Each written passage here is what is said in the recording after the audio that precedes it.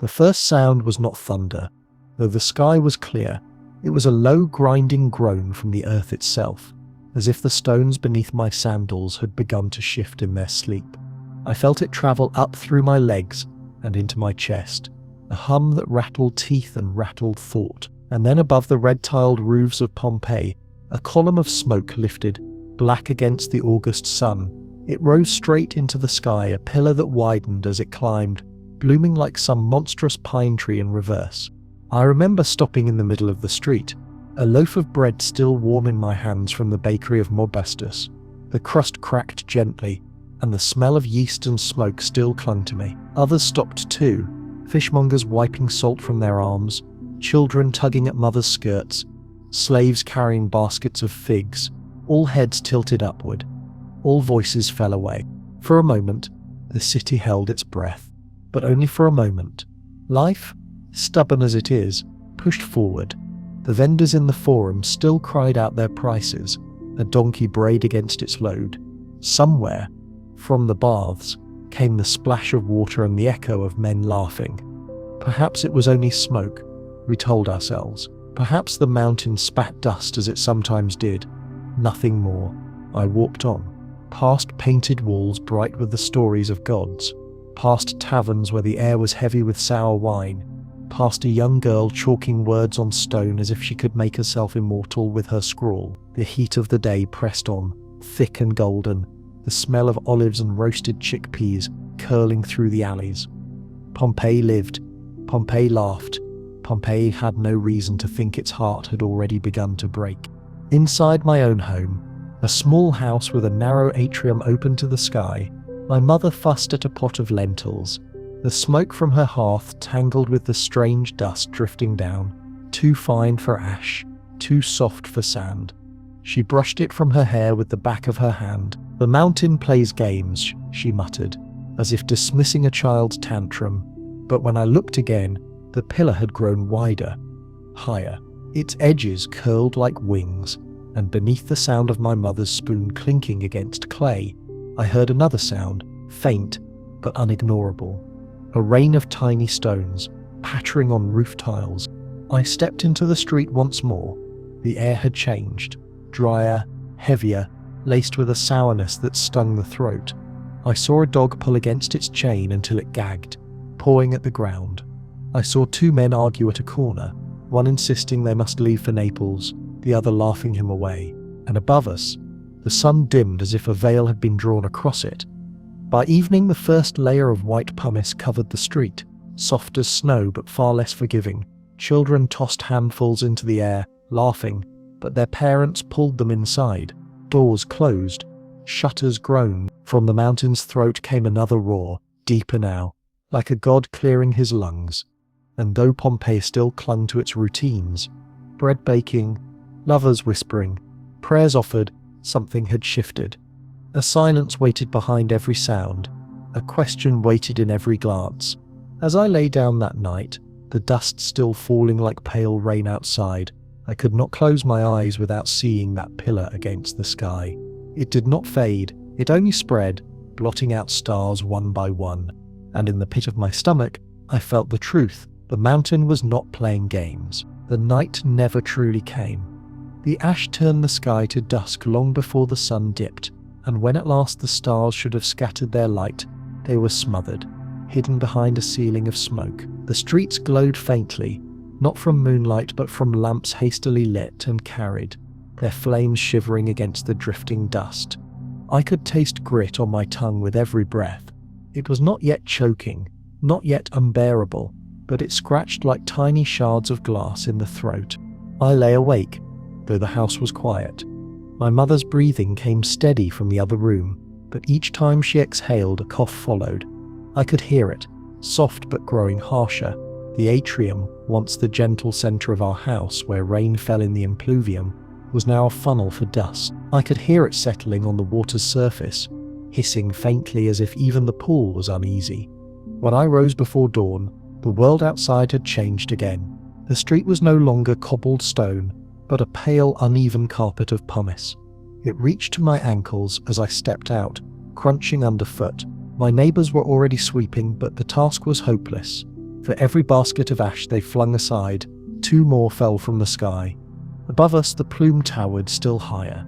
It no longer seemed a tree, but a vast mushroom, dark at its base, white-grey as it spread, its edges curling as if the heavens themselves were burning. The air stank of sulphur, like rotten eggs cracked open in a giant's hand.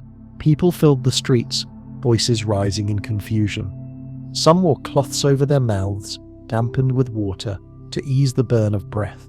Others carried small bundles tied with rope, as if already fleeing. My friend Marcus stumbled toward me, eyes wide, his tunic powdered with ash. "They say the gods are punishing us," he rasped. "That Jupiter himself is striking the mountain." "Or Vulcan?" I answered, my own throat raw. "The forge is breaking loose." We laughed, though the sound was brittle. Humour was a thin wall against the fear pressing in. By midday, the first tiles began to fall. The weight of pumice on roofs made them groan. From one house near the forum came a crash. The roof had given way, burying its courtyard. A scream followed, cut short. People rushed to help, but another tremor rattled the stones beneath us, and all drew back afraid. The city no longer bustled. The taverns closed their shutters. The markets emptied. Only the temple bells still rang, priests calling for sacrifice.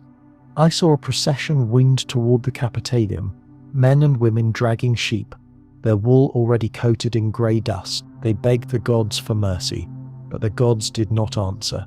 As afternoon darkened further, the streets turned to chaos. Families argued at crossroads, some swearing to wait it out within their thick stone houses, others desperate to leave. Lines formed toward the gates of the city, toward the roads leading south, but ash fell thick on the roads too, slowing every step. Wagons broke under the weight, oxen coughing and stumbling, their nostrils flaring white with dust. I followed Marcus toward the harbour, drawn by the hope of escape. The sea was a short walk away, though each breath now felt like inhaling smoke from a smouldering hearth.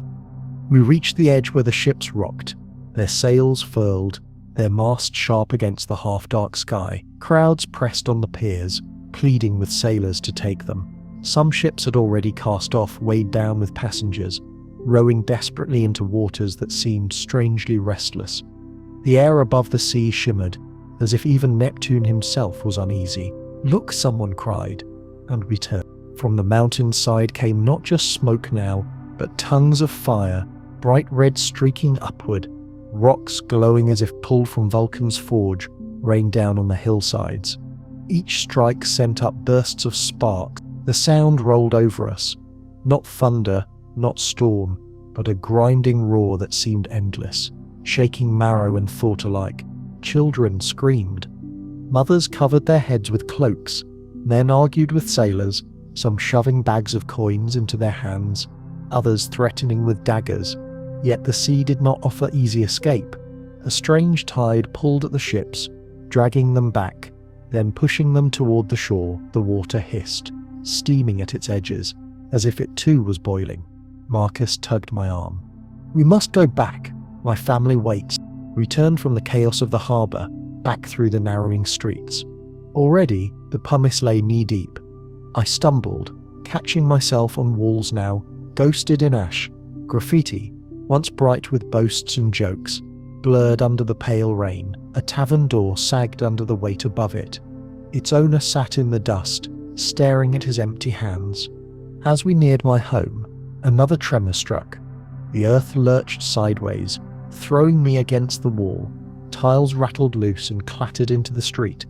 From somewhere far behind us came a deep, drawn-out crash, like a mountain collapsing. Screams swelled, but the sound was swallowed quickly by the roar of the eruption.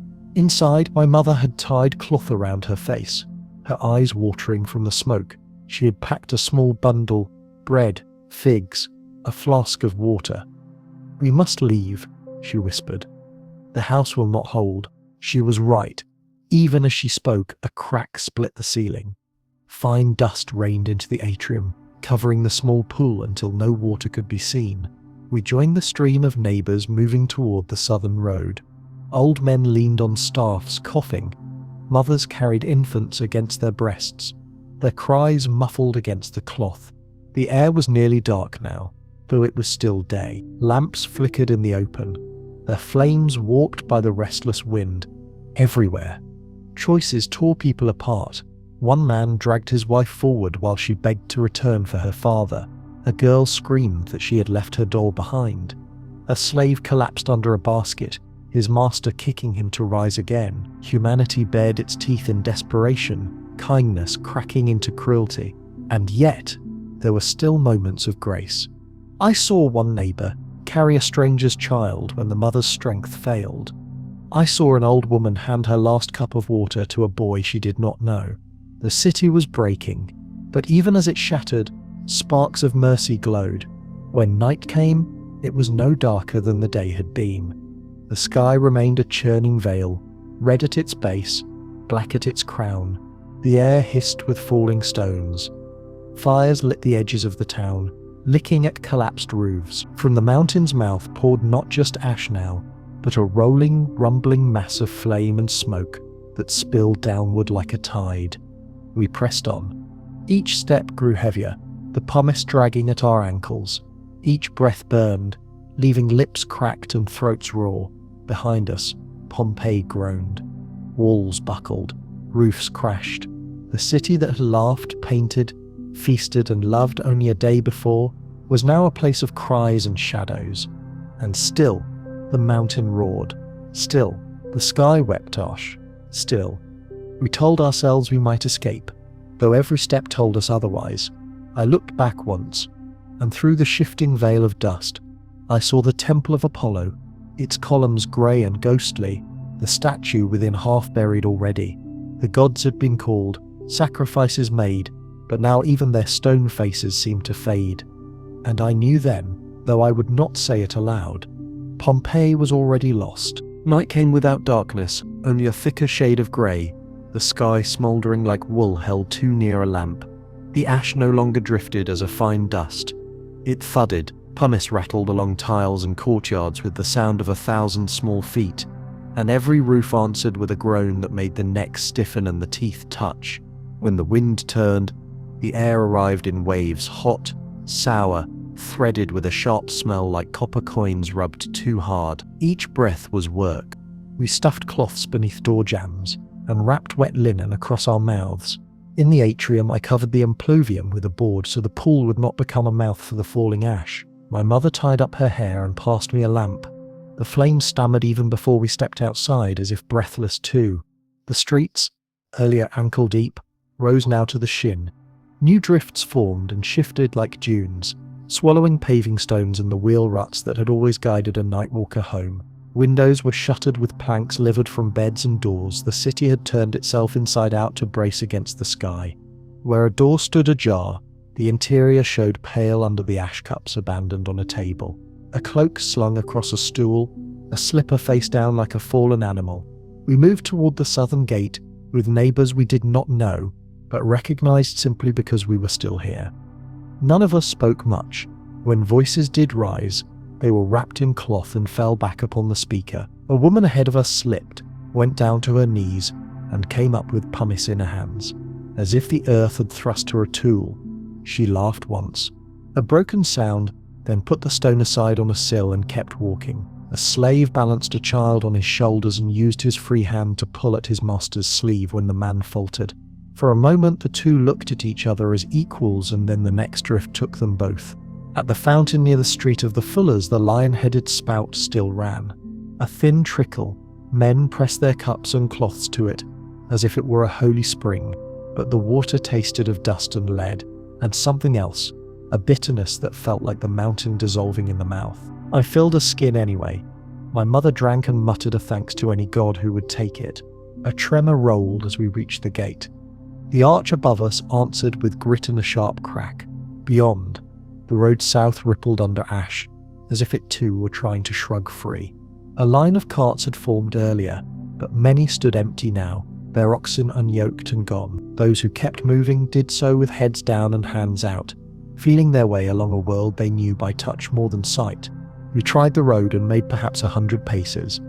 The pumice climbed the calf. Each step sank and slid. The wind kicked the top layer into a rasping veil that found the eyes even when the head was bowed. Through this hurt skin of air I heard a sound I could not place. Low, constant, like a great cloth being pulled across stone. Marcus, beside me, pointed upward with a bare hand. He had lost his scarf. Listen, he rasped. I listened. It was the mountain breathing, slow as oxen. Between breaths came a pop and rattle like amphorae jostling in a cellar. But the cellar was the sky. We turned back. My mother could not lift her knees high enough in that depth of pumice and her breath had grown thin. The gate itself felt safer than the road beyond it. A cohort of men had gathered just inside, some with shields raised over their heads as if to make a new roof. One of them, a baker with flour permanent in the creases of his fingers, saw my mother's face and stepped aside to let us stand under his shield. "Rest," he said, and his voice came from a long way down a tunnel.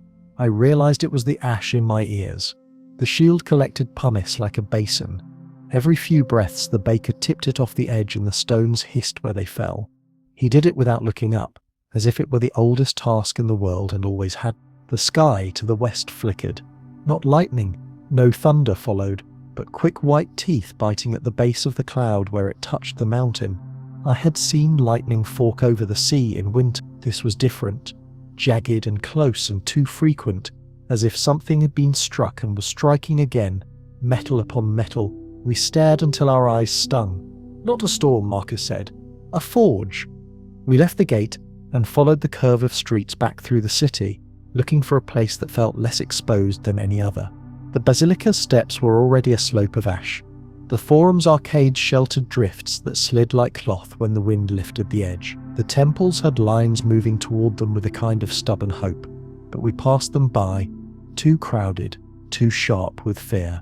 In the narrow ways between houses, the ash came sooner, piling where the wind trapped it. In the wider streets it rushed like a river. We found refuge in the workshop of a potter whose name I knew only from tiles stamped with his mark. His doorway took the wind on its chin and sent it over, curving ash into an eddy that left the threshold lower than the street. Inside, shelves lined the walls, some with cups still drying, their surfaces moments ago smooth as quiet water, now pitted where the falling grit had pocked them. The kiln was warm, its last firing interrupted when the mountain opened its mouth. I shut the door behind us and threw the bolt. The silence was not silence, only the absence of the sky's hiss, replaced by the small groans of wood and clay and human breath. Others had come in before us. 3 women wrapped in shawls, a man with a bandaged arm, a boy with a dog held like a bundle. The dog trembled exactly as the boy did, and licked his own lips, as if tasting the same fear. Someone had soaked a cloth in wine and hung it over the kiln mouth to sweeten the air. The smell of sour grapes and heat was the kindest thing I knew that night. We settled. Settling is a form of prayer when nothing else will take words. My mother leaned against a stack of amphorae and pulled her scarf tight over her mouth. Her eyes had the shine I knew from fevers in previous winters, but her hand, when it found mine, was steady. Marcus lay on his back and coughed until his breath found a narrow path. The potter himself, grey hair, hands like roots, moved among us with a jug of water, measuring out sips as if we were firing a glaze that would crack with too much or too little. From time to time the door shuddered. Ash slid down in little avalanches that made a sound like salt spilled onto a board. We took turns sweeping the threshold to keep the door from sealing, each stroke carving a brief trench that filled again while we looked at it. Work is a mercy too. The hands forget for a minute at a time. The sky. In the hours that followed, if they were hours, time lost its taste. The city above and around us changed shape. The floor tilted, then righted, then tilted the other way, as if the ground were a plank, and the mountain had a hand at each end. A cupboard fell, spilling cups across the packed clay floor. One shattered and the sound was bright as a dropped coin. Far away a roof fell with a heavy softness. Nearer a wall cracked like ice on a spring barrel. The dog strained against the boy's arms, then went still, ribs ticking like a clock. A man pounded on the door. We let him in and his wife behind him. Their hair was white with ash and their lashes pasted with tears. The wife carried a jar hugged to her chest, no more than a handspan high, sealed with wax. She would not set it down even when the potter offered his hands. "What is it?" someone asked. Because even now questions come cheap. "My son's teeth," she said, and her voice made the words a prayer and a curse together. No one asked further. We gave her space near the kiln where the air was kinder and looked away, so she could hold the jar without our eyes on it. Again and again the mountain groaned. Again and again the cloud flashed with that unholy lightning. Once there came a sound like many roof tiles sliding and striking, only it did not end soon enough to be any single street. It went on, and the potter said, in the tone of a man explaining a trade to an apprentice, "The column falls and lifts again. It is not done." Through a crack at the door I saw the street rise. At first I thought it was my breath-making images. Then I understood: pumice piling, blown into a drift that leaned against the wall the way grain does against a barn in good harvest. Good harvest. The thought came and went like a fish. Some left our refuge, fathers pulling sons whose eyes had grown wild at the stillness, women whispering of parents trapped under a sagging roof. The door opened, closed, opened again. Each time, ashen fear came in clinging to hair and hem. We swept. We drank a finger of water. We waited. The boy with the dog slept at last. The animal collapsed across his chest, black nose buried beneath the boy's chin. In sleep his mouth fell open and I could see the line of ash at his gums where he had breathed with his teeth clenched. I wanted to wipe it away the way my mother used to wipe oil from my lip when I came home too close to the vats. My mother's hand moved first. She took a damp cloth and, with the same care she would have used on my skin long years ago, she cleaned the boy's mouth and then the dog's snout. The animal woke, once, and licked her wrist just once, and slept again. Near what I think was the heart of the night, though it could have been any time at all, a long low roll came, not the quick kicks we had felt all evening, but a single note that swelled until it filled the kiln room like air. The shelves sang with it in a high glassy hum. The amphory vibrated under our shoulders. The potter spread his hands on the kiln brick, as if steadying a child at his first steps.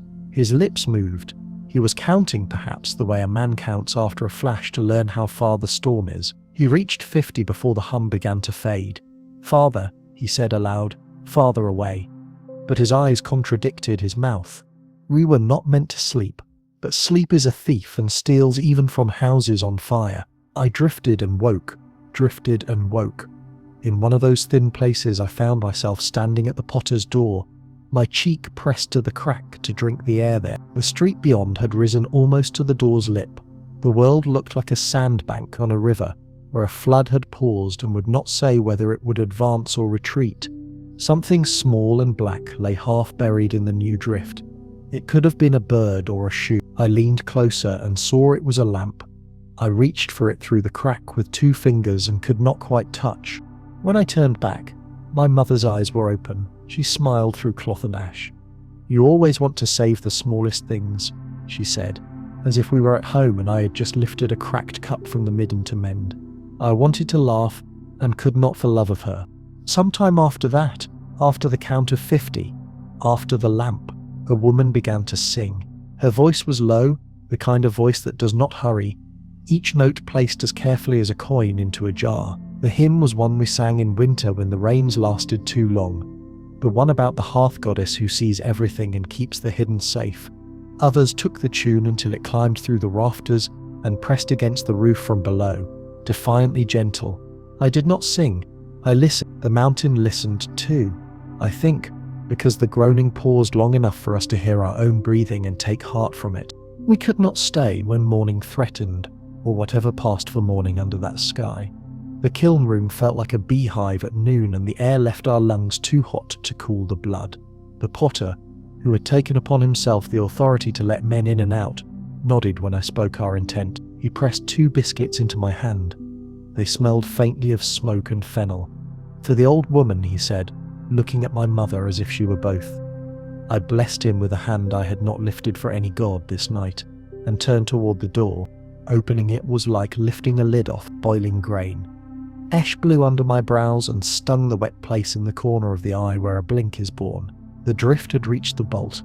We dug with our hands until our cuffs were full and the door would swing. The street beyond had become a trench carved between dunes. Our footprints from earlier had vanished. The city wore new shapes where roofs had fallen and walls had leaned into each other, like men after wine. We went toward the forum again, not because it was wise wisdom had grown small and indistinguishable from fear, but because the space there had room for a choice yet to be discovered. On the way we passed the thermopolium where I had eaten hot chickpeas in better days. Its counter with jars set into it like moons in a child's drawing had collapsed into a neat row of white mounds, each jar a small hill, a painted phallus on the corner. The charm for luck and warding had grown a beard of grey. I touched it with my knuckle. Luck is a habit as much as a gift. Near the basilica, 2 men were digging with boards where a roof had fallen in. A hand showed through the ash like a root, and one of the men kept saying a name as if repetition could fetch the rest of the body back to it. We had no more boards to give. We had only our hands, and they were busy keeping my mother on her feet. At the edge of the forum, a line of men and women, maybe 50, maybe more, trudged toward the Nusurian gate. They had tied cloth over their faces and bound their heads with scarves in the way of shepherds in winter. Some carried little household shrines, the Lararia held like swaddled children. Others bore nothing but a jar of water and the memory of doors shut on rooms that would never open again. We joined them for a while, and then let them pass when the ground rose to the hips, because my mother could not lift so high without pain. Another tremor, short and brutal, struck. A corner of the macellum slumped like bread that had risen and collapsed in a hot room. The sound of it was not loud. It was the absence after that rang. The dust settled so thick that even the constant hiss was damped. In that pause the sky spoke, not with thunder but with a hollow roaring drawl, as if the mountain were pulling breath for something new. Marcus caught my sleeve. His eyes were red-rimmed and bright, and ash had gathered at the corners like powder on a noblewoman's lids. "The harbour," he said, though he had said it before and we had seen it. "We should try again. If the road takes us nowhere, the water will." We went. The way down sloped like a dream one cannot climb back up, and the ash slid underfoot with each step, making descent a series of falls caught early. Houses here stood closer, their upper stories leaning toward the street. A man at a window lifted a child down into waiting arms, and then crawled after feet first like one escaping a dormouse jar. He reached for a bundle, paused, and did not take it. There was no more room for bundles in the world. At the harbour, the air had a different voice. The sea breathed in great uneven heaves, retreating and surging without rhythm. Boats lay tilted on their sides in the shallows, like fish stunned by a spill of dye. Farther out, the water hissed along an invisible line as if something hot had been laid upon it. Men shouted from the piers. Sailors fought with oars, pulled their hulls straight so that they could take even a dozen more on board. A queue of citizens ran along the quay, all those lines of family suddenly reduced to single hands reaching. "Back!" a sailor roared, and the word broke into pieces in the ash. "We cannot." The rest vanished under a new sound, a long, rolling thunder that did not belong to sea or sky. It came from the mountain and from the ground and from inside ribs. I felt it in my teeth. The plume above us shifted shape. Not like a tree now, not like a mushroom, but like a wall lifting its hem. The base of it, dark as night, curled under and began to move. It was not wind. Wind flutters. This advanced. Someone screamed fire wind, and others took up the cry, though none of us yet knew what that meant. The sailors saw it too. Their hands moved differently after that, faster, more final. One boat pushed off with a shove that knocked a man into the water. His wife leaned after him and vanished. Another boat, too heavy, wallowed. Men threw cargo overboard, amphorae of oil and sacks of grain blooming shadows in the churning water. A third found the pull it needed and slid seaward. Those left on the quay watched it recede with the expression of men watching a miracle they had paid for with their lungs. We could not stay. The air at the harbour felt thinner, as if the sea itself were drinking it.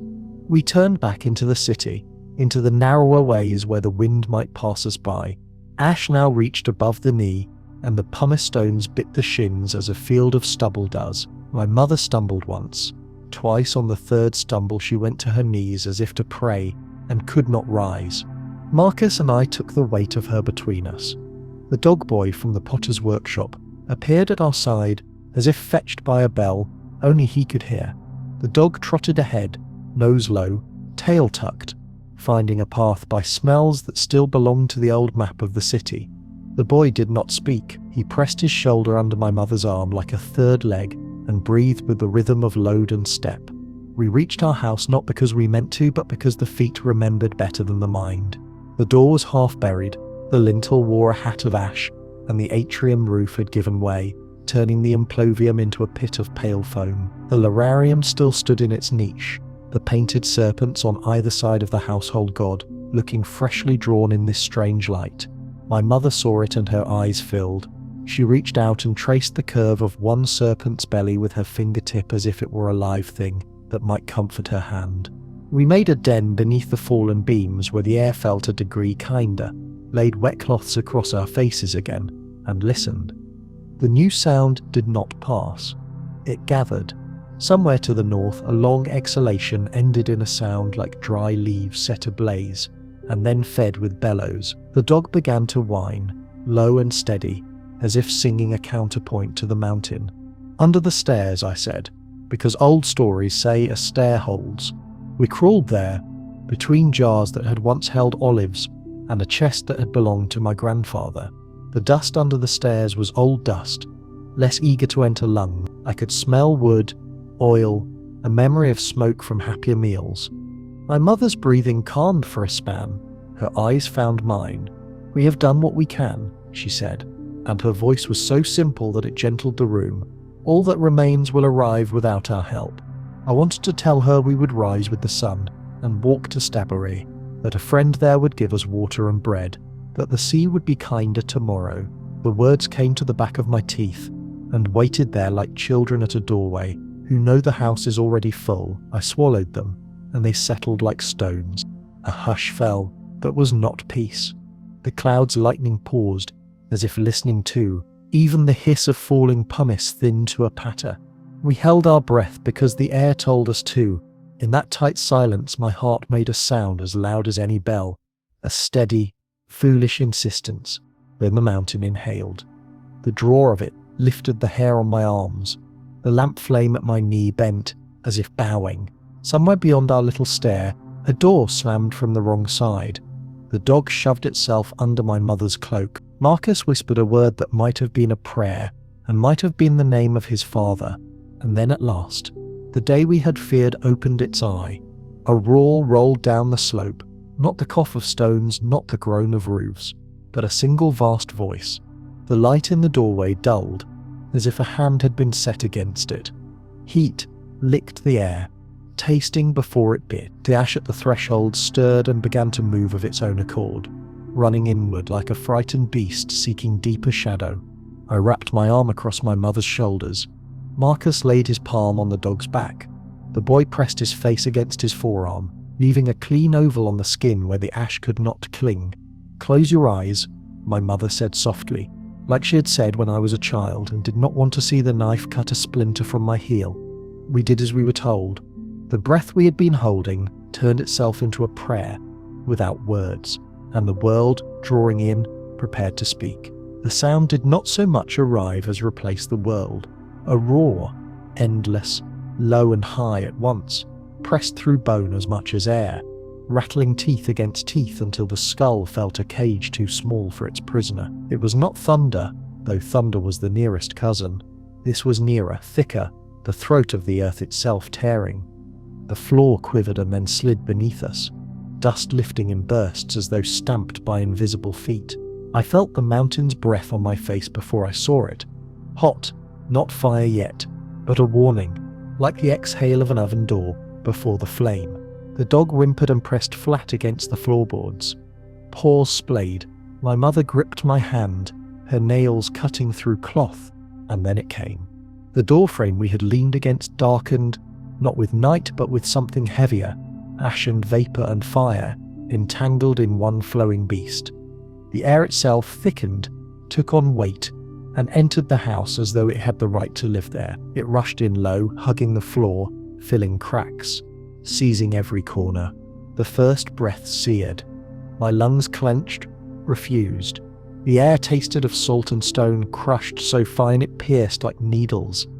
I bent forward, coughing, and my cough vanished into the sound, unheard even to me. Beside me, Marcus threw his arm over his face and dragged his cloak across his mouth, but his shoulders shook with the violence of a body trying to rid itself of the mountain. The world narrowed to a blur, heat, grit, the quaking of beams above us. Through the crack of the stair I saw the sky no longer a sky. It was a river turned upside down, rushing downward, black and orange in shifting folds, swallowing rooftops whole. Where it struck wood, wood leapt into flame without warning.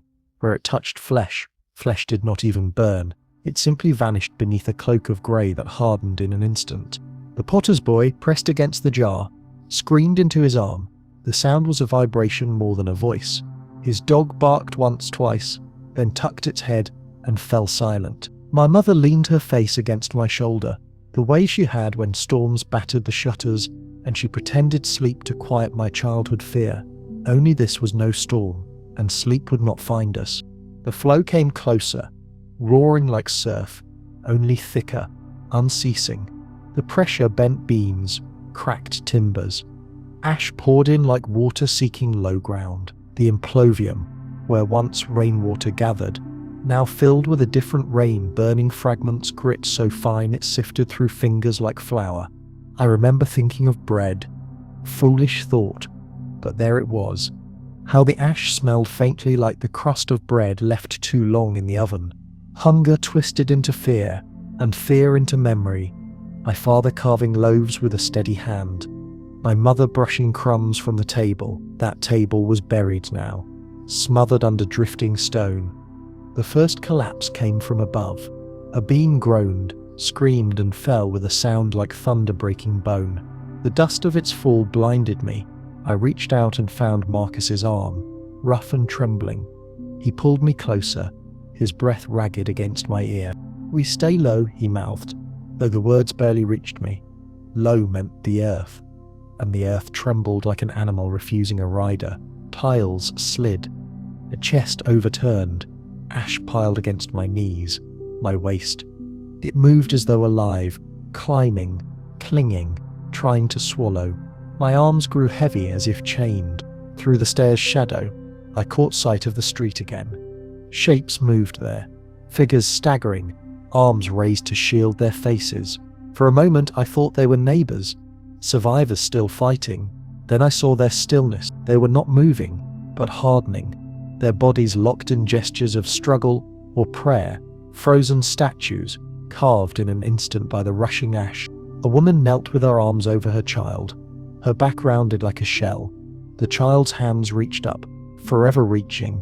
They glowed faintly under the red sky, then dulled as the ash thickened. I looked away, my stomach twisting. "Mother," I whispered. My voice was nothing. A thread snapped in the wind. She stirred against me. Her eyes glistened, reflecting the glow beyond the stair crack. No words came from her lips, only the press of her hand on mine. Strong still, though her breath faltered. She did not need to speak. The pressure of her hand said what words could not. "I am here. I will be here. Whatever comes." The heat climbed. It pressed from above, seeped from the floor, poured from every gap. Sweat could not form. It vanished before it reached skin.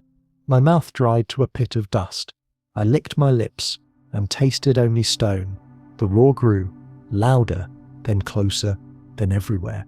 I could no longer tell if it was outside or inside me. My chest heaved as though the mountain had put its hand around it. Marcus shifted suddenly, his head jerking toward the stair. He pulled the boy and his dog closer, then motioned for us to lie flat. I obeyed without question, and then the world struck. A blast hotter than any forge, faster than any storm, slammed into the house. The walls buckled, the beams screamed, and a wave of fire dust tore across us. I clutched the floor, clutched my mother's arm, clutched life itself. The blast pressed down, crushing, filling every breath, every gap. Darkness surged, not black, but red-veined, glowing with sparks, alive with fragments spinning like stars dying. My ears rang with silence after sound, as if the roar had passed beyond hearing. My body shook, not from choice, but from the mountain's grip. I closed my eyes. In that forced blindness, memory returned, the forum bright with market voices, fountains laughing with water, olives brined in clay jars, sandals slapping warm stone, a city alive, a city breathing. When I opened them again, the city was gone. The stair above us collapsed. Ash poured in heavy, choking, binding. My arm pinned, my mouth filled. I spat, coughed, but air was no longer air. Beside me, my mother leaned her head against mine. Her lips brushed my ear, cracked and dry, yet her breath still carried warmth. "Close your eyes," she whispered again. "It will be faster that way." I did, and in the darkness the mountain finished its work. When the roar softened, it was not silence that followed, but another sound, soft, constant, unbroken. It was the whisper of settling ash, like 1,000 hands brushing sand over stone, smoothing everything into stillness. My body felt weightless for a moment, though not from freedom. The ash held me tight, unyielding and strangely gentle, as if the mountain itself had cradled us after its fury. Time lost meaning. I drifted between breaths, each one shallower than the last. My chest rose, strained, fell. The air was thick, and each gasp brought not life but more grit. My throat burned raw. Still, I breathed, because breathing was the only rebellion left. In that half-darkness I felt the world fading in layers. First the roar, then the heat. Now the edges of sight. I could see only in fragments. My mother's hand still laced through mine. Marcus's arm bent across his face. The dog curled against the boy. Shapes blurred quickly, outlines softening under the drift of grey. I wanted to speak, to call her name, but my tongue was heavy stone. My lips parted, but no sound came. Perhaps it was better so. Words would have broken the fragile thread that still tied us together in the dark. Above, through the rubble, the sky no longer shone. The last flicker of red had gone. Only thick blackness pressed above us, pierced now and then by dull glows. The fires that still licked at timber, the embers of roofs long collapsed. The mountain itself had quieted, its voice hoarse after screaming. And yet, the earth continued to tremble, as if its sleep was restless. I do not know how long I lay pinned, half buried. My thoughts slowed, drifting like smoke. Images came without warning. The laughter of children playing knucklebones near the fountain, the sharp smell of fish in the forum stalls, the gleam of bronze statues in the bathhouse courtyard. They passed before me one by one, not like memories but like farewells. Each face, each place, bidding me goodbye as the ash pressed heavier. There was no pain at the end, only weight, only heat.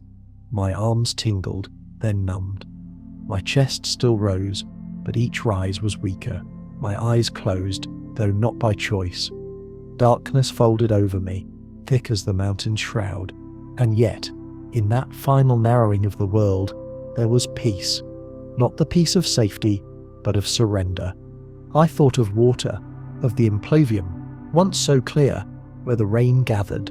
I imagined dipping my hands into it, cupping coolness, drinking until the grit washed clean. I thought of the sea, restless and heaving as we ran from the harbour. I thought of the fountain in the forum, its song of falling drops.